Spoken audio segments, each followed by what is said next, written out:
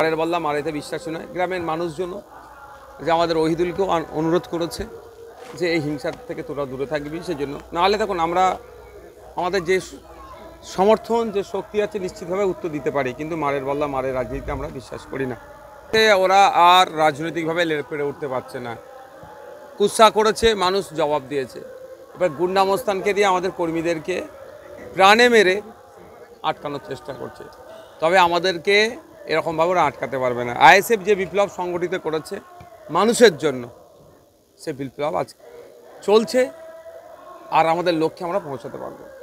আমরা দেখুন মারের বল্লা মারেতে বিশ্বাসী নয়। গ্রামের মানুষজন যে আমাদের ওহিদুলকেও অনুরোধ করেছে যে এই হিংসার থেকে তোরা দূরে থাকবি, সেজন্য নাহলে দেখুন আমরা আমাদের যে সমর্থন যে শক্তি আছে নিশ্চিতভাবে উত্তর দিতে পারি, কিন্তু মারের বল্লা মারের রাজনীতিতে আমরা বিশ্বাস করি না। আমরা আইনের দ্বারস্থ হয়েছি, অভিযোগ দায়ের করেছি। প্রশাসন যদি ব্যবস্থা গ্রহণ না করে, দেখছে এই পুজোর জন্য একটু তারা করেছে, তাহলে আমরা কোর্টে যাব, আমরা আইনি লড়াই করব। তবে যত মারবে ধরবে আইএসএফকে দমাতে পারবে না, আইএসএফ তত বাড়বে। আপনারা দেখেছেন আমরা গঙ্গা পদ্মা ভাঙনে গিয়েছিলাম, ওখানে তো কাউকে আমি ডেকে নিয়ে কোনো জায়গায় যাইনি, আর যাবো না। সেখানে কাতারে কাতারে মানুষ আমাদের এসে উপস্থিত হচ্ছে, আমাদের ছায়াতলে আসছে। কেন? আমাদের আদর্শের জন্য, আমাদের চিন্তাভাবনার জন্য, আমাদের লক্ষ্য উদ্দেশ্য পরিষ্কার আছে বলে। তো মারধর করে এটাকে আটকাতে পারবে না, চারিদিকে ভাঙর তৈরি হবে।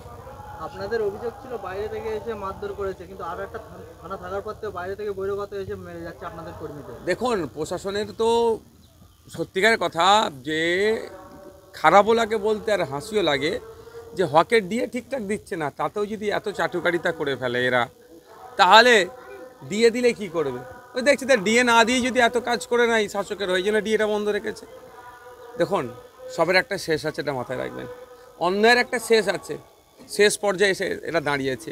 থানা করে বাইরে থেকে লোক নিয়ে এসে হিংসা করেও আটকাতে পারছে কি? একটা সময় বলতো এরা ভাঙর কেন্দ্রিক দল, আজকে চারি জায়গাতে ভাঙর তৈরি হচ্ছে। তারপরে আমি গত কয়েকদিন আগে মুর্শিদাবাদের রেজিনগরে একটা প্রোগ্রাম করলাম, আপনারা দেখেছেন, সেখানে তো মিনি ব্রিগেড।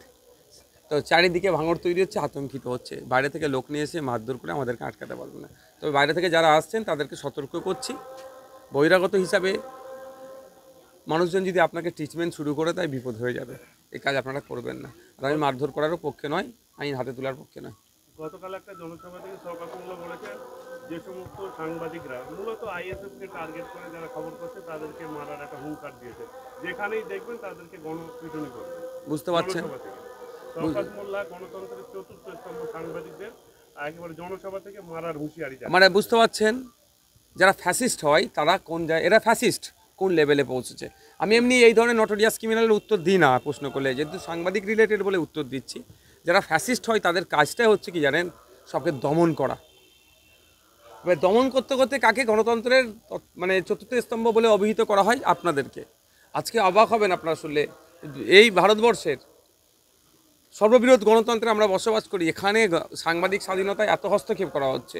আরে এমন অনেক সাংবাদিক আছে আমার বিরুদ্ধে খবর করে, মানে অন্যায়ভাবে আমার বিরুদ্ধে কথা খবর করে, তারপরে আমার কাছে যায়। আমি কোনো দিনের জন্য তাদেরকে কিছু বলি না, কিন্তু হাসি তাদের মুখটা দেখে, এত এড়িয়ে যায়। তারপর আপনার সঠিক খবর যখন উপস্থাপন করছে আপনাদের উপরে এরকম করে কথা বলছে। যদি কোনো সাংবাদিকের ওপরে কোনো ধরনের আক্রমণ হওয়ায় এর দায়ভার শওকত মোল্লাকে নিতে হবে এবং তার মূল্য শওকত মোল্লাকে চুকাতে হবে। ভোটের আগেই আইএসএফের দাপটের নেতা মার খাচ্ছে, কিন্তু কর্মীরা তাহলে কি দেখুন এটা হচ্ছে একটা টার্গেট যে মাথাকে আক্রমণ করে ডালফালা ভয় খেয়ে যাবে। ব্যাপারটা হচ্ছে আইএসএফের একটা কর্মীর যা সাহস, আইএসএফের নেতৃত্বেরও অত সাহস। প্রত্যেকটা কর্মী প্রস্তুত আছে। আইএসএফ শুধু কাজ বুঝে নেওয়ার জন্য নেতৃত্ব তৈরি করেছে, বাকি প্রত্যেকটা বুথ স্তরের কর্মী আইএসএফের নেতা। কত নেতাকে মারবে? তৃণমূল